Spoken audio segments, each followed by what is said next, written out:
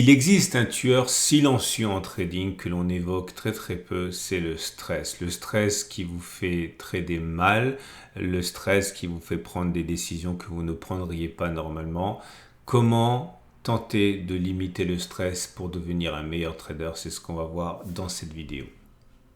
Salut, c'est Trado, je suis content de vous retrouver pour la mise à jour de l'analyse technique du CAC 40. Alors je vous dis tout de suite, j'ai rien à backtester aujourd'hui. Le dernier backtest effectué hier a bien fonctionné. Il s'agissait d'atteindre l'objectif qui a été touché aujourd'hui. On avait un avalement haussier ici. On a vu que l'objectif c'était d'aller chercher bien la distance au stop de protection. Le stop de protection étant mis sous les précédents ici à 0,7. On est allé faire 0,89.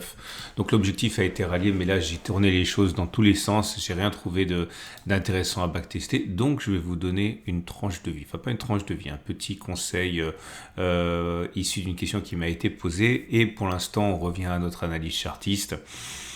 Et c'est une nouvelle variation sur le même thème, une hausse qui vient échouer, mourir quasiment sur la même résistance que la dernière fois, la résistance des 74,30, 73,86, qui est déjà à l'origine des différents échecs que l'on a connus. En fait, c'est depuis le 16 juin ici qu'on connaît un échec sur cette zone, et on n'a même pas eu l'occasion de toucher l'oblique descendante avant de subir une attaque baissière. On avait bien commencé, regardez, l'ouverture de la séance et même au plus haut de la séance, on a fait 0,89, je l'ai dit tout à l'heure, c'est pas mal, et on termine vraiment très petitement à 0,11%. Le cœur n'y est pas pour l'instant. Ce qui nous permet quand même de combler le gap ici, et c'est la bonne nouvelle, une bonne nouvelle, mais en fait un secret de polichinelle, puisque nous sommes dans un trading range, tout le monde le sait, et quand on est dans un trading range, les gaps ont tendance à être comblés rapidement. On en a eu un ici qui a été comblé, on a eu là un qui a été comblé, on a eu un autre ici qui a été comblé, et finalement nous avons encore un nouveau gap, et celui-là j'ai oublié de dire, il a été comblé, et donc celui-là a été comblé également. C'est totalement significatif, révélateur et symptomatique d'un trading range. Donc à partir de là, tiens, j'ai oublié de le dire ça, on a ce qu'on appelle une ligne de contre-attaque ici. Quand vous avez une grande bougie verte suivie d'une grande bougie rouge comme ça et qu'il termine au même niveau à peu près, ça s'appelle une ligne de contre-attaque, et c'est une annonce de base. J'aurais pu le backtester. Ça me rappelle qu'une fois j'ai déjà essayé de le backtester, c'est tellement rare que j'avais même pas réussi à avoir le nombre d'occurrences satisfaisantes. Mais sachez que cette configuration là, c'est une configuration baissière, ligne de contre-attaque baissière. Donc, en tout cas, nous avons un chandelier japonais qui est négatif puisqu'il est rouge et qui termine plutôt dans la partie basse. Et vous voyez, si vous ne faites pas de chandelier japonais et si vous ne vous fiez aux progressions brutes, à savoir 0,11% aujourd'hui, vous pensez que c'est une séance qui est satisfaisante. Elle ne l'est pas au regard ni de la morphologie du bougie à la bougie du jour, ni au regard de la configuration que je viens d'évoquer.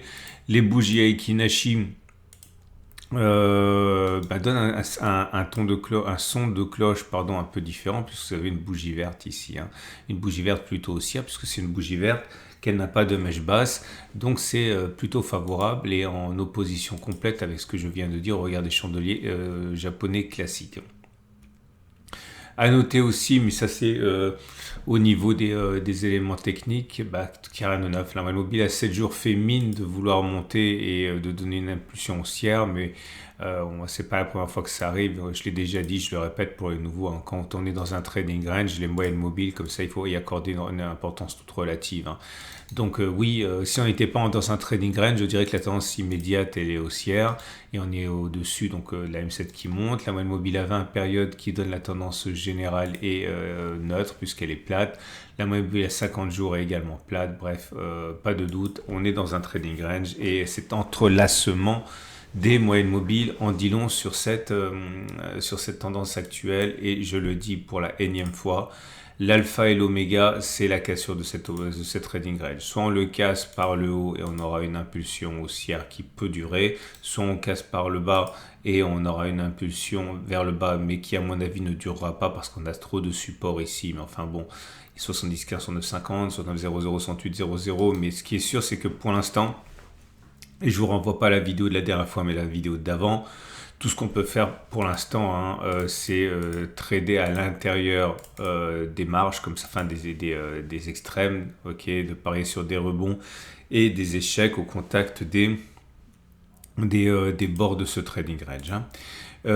Comme je ne veux pas que vous ayez perdu votre temps, je vais quand même dire de bricole, mais avant ça, je finis avec l'Ishimoku qui, pour le coup, ne dit rien d'autre. Vous savez, hein, vous avez beau choisir vos outils préférés, c'est complètement légitime. Vous devez savoir que les meilleurs outils, lorsqu'on les utilise, on va dire correctement, donnent le même message, hein, tous les chemins mènent à Rome, et on est dans une situation où l'Ishimoku est en tendance neutre également. Vous voyez bien, vous avez la Tenkan qui est plate, la Kijun qui est plate, le nuage qui est plat, bref, ça ne fait que confirmer qu'on soit dans un trading range, hein. Donc, voilà la question à laquelle j'aimerais vous répondre aujourd'hui. Si vous êtes venu chercher du technique, vous n'aurez pas pour votre argent, mais encore une fois, j'ai rien à backtester. J'aurais pu tester des indicateurs techniques, mais je sais très bien à l'expérience que les signaux ne fonctionnent, même si le backtest fonctionnera, nous sommes dans une configuration où ça ne fonctionnera pas, parce qu'on est dans un trading range, et quand on est dans un trading range, les indicateurs techniques ne sont pas fiables. En fait, ça fonctionne parce qu'on gagne tellement sur les signaux lorsqu'on est en tendance que ça compense les pertes délivrées quand on est en trading range. Mais au bout du bout, pour caricaturer, je vous montre le SAR, regardez, ok, vous voyez bien, tous ces mouvements qui ont été avortés, que ce soit à la hausse ou à la baisse, ou encore à la hausse, ou encore à la baisse, ou encore à la... Je sais très bien de toute manière que ça a peu de chances de fonctionner, sauf la fois ultime, on sortira du trading range, mais bon, ça peut durer encore des séances et des séances, donc je ne veux pas vous induire en erreur, donc je ne backtesterai pas ça. Par contre, je vais vous faire part d'une question qui m'a été posée sur la vidéo précédente, et je sais que ça a été un petit peu compliqué pour certains parce que ça joue avec nos nerfs, hein, notamment des signaux contradictoires, etc. etc. La question c'était comment fait-on pour gérer le stress? Alors, je ne vais pas vous dire comment on fait pour gérer le stress, je vais vous dire comment moi j'ai réussi à gérer le stress, parce que comme la plupart des traders, j'ai été un trader soumis au stress, et je le suis encore moi-même. Si j'étais pas soumis au stress, je serais milliardaire. Je m'explique, c'est-à-dire que vous imaginez bien qu'en progressant au rythme de 30% ou de 20% par an, avec un capital donné, vous devenez très très très très vite très très très très riche, ok? Et c'est qu'une question de temps avant de toucher la barrière des dizaines de millions, des centaines de millions, voire du milliard sans le capital que vous avez investi. Pourquoi pas ne pas vendre la maison et investir et trader au rythme de 20%, et vous allez être une des plus grandes fortunes du monde. Mais le problème, c'est que, et c'est valable pour moi, je ne peux absolument pas trader avec un énorme capital comme on peut trader avec un petit capital. Ok, donc si vous êtes comme ça, c'est que vous êtes une exception. Okay, la plupart des gens qui tradent à mon niveau, au bout d'un moment, trade en dessous de leurs moyens parce que nerveusement, ça passe pas, quoi. Bon, donc, à partir de là, je digresse, je reviens. Comment gérer le stress? Eh bien, deux façons de gérer le stress. Une façon méthodologique et une façon qui est sans doute un peu plus psychologique. Alors, de manière méthodologique, la façon que j'ai eue, et c'est pour ça que je suis un défenseur indécrottable de l'analyse systémique et du trading systématique, hein. C'est-à-dire que je le dis, je le répète pour les nouveaux, vous savez très très bien, je ne vous dis pas où va le marché, je ne sais pas où va le marché, et je me réfugie toujours devant cette ignorance pour vous ramener au backtest. Ok, vous savez très bien, et là je vais dégainer mon document préféré. Vous savez très très bien que si vous faites encore et encore et encore le même trade, eh bien vous avez X% de chance d'arriver vers la moyenne historique sur la loi des grands nombres. Bref, avoir quelque chose qui fonctionne dans 60% des cas, ça ne veut pas dire que ça va fonctionner la prochaine fois. Ça veut dire que si vous faites 200, 300, 400 fois, eh bien effectivement en moyenne ça va fonctionner 60% du temps. Et donc à partir de là, une fois que vous avez intégré ça, vous savez également que quelque chose qui fonctionne dans 50 ou 60 ou 70% des cas peut entraîner derrière des séries de trades perdants. Mais c'est normal, c'est complètement normal, de la même manière que eh bien, si vous fiez uniquement à vos sensations, à vos émotions, à vos intuitions, eh bien, vous allez au bout d'un moment commencer à douter parce que vous allez vous demander si vous avez une bonne lecture du marché, si vous n'êtes pas biaisé, etc., etc. Donc, la meilleure façon pour moi de combattre le stress, c'est de vous raccrocher à quelque chose qui a été clairement identifié, clairement calculé, clairement backtesté et vous appuyez sur ça encore et encore. Et vous savez très très bien à partir de là que si vous avez fait votre travail correctement, vous êtes dans la marge de manœuvre et la marge d'erreur, ou même pas la marge d'erreur, puisque ça doit se passer comme ça, acceptable. Et si vous avez 2, 3, 4, 5, 6 trades perdants d'affilée, ce n'est que le reflet des statistiques et des probabilités. Et donc à partir de là, il n'y a plus de stress. Si vous avez bien fait votre travail, que vous êtes sûr à 100% de ce que vous avez fait, eh bien, toutes les erreurs, je suis quasiment sûr que toutes vos erreurs rentreront dans le cadre de la marge d'erreur possible, plausible, ok? Et ça, c'est la première façon de faire. La deuxième façon d'éliminer le stress, et ça, vous allez certains rouler les yeux et regarder au plafond, mais l'idée, c'est que si vous stressez, c'est parce que généralement, vous misez trop gros, c'est tout. Soit vous avez un problème relationnel avec l'argent et que perdre 2-3 euros, ça vous tétanise. Soit vous avez un problème d'orgueil énorme et avoir tort, ça vous tétanise aussi. Soit vous êtes tout simplement en train de miser trop gros. Ce que je suis en train de dire, c'est que vous devriez miser et risquer une somme telle que la perte ne vous fasse absolument rien. Clairement, essayez de trader avec une centaine d'euros. Si vous tradez avec une centaine d'euros et que vous perdez en respectant votre money management, allez, on va dire 2% de votre capital à chaque fois que vous avez tort, vous avez perdu 2 euros. Si vous êtes normalement constitué, perdre 2 euros sur un trade, ça devrait vous faire sourire.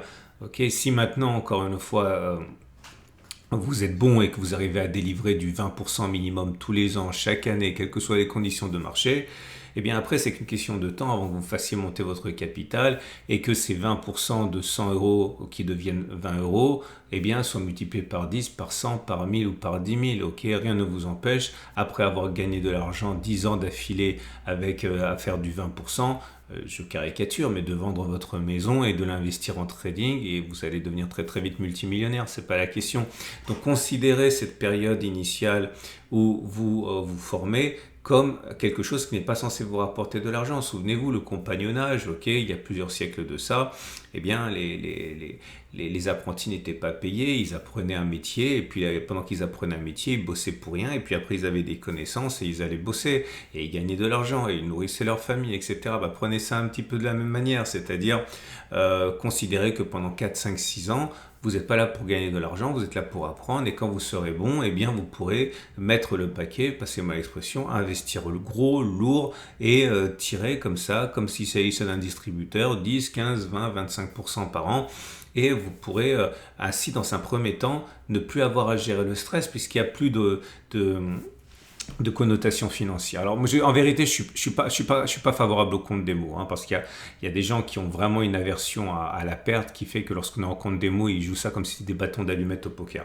Donc, moi, je suis davantage ouvert et favorable à un compte de trading de très petite taille, donc voilà, une centaine d'euros. Maintenant, si vous ne pouvez pas mettre 100 euros dans un compte de trading, je suis vraiment désolé, mais vous ne pouvez pas trader parce que je veux faire la morale à personne, quoi, mais si vous n'avez pas 100 euros pour faire du trading et 100 euros à perdre, voire plusieurs centaines d'euros, il faut simplement passer la première période à vous former dans l'espoir qu'un jour prochain, vous aurez à constituer ces quelques centaines ou milliers d'euros nécessaires pour trader pour de vrai. Okay, mais à mon avis, vous les avez, hein, ces 100 euros, et trader avec ça. Et comme ça, chaque fois que vous perdez 2 euros, bah, ça ne vous fait rien et vous pouvez vous concentrer sur la qualité de votre trade.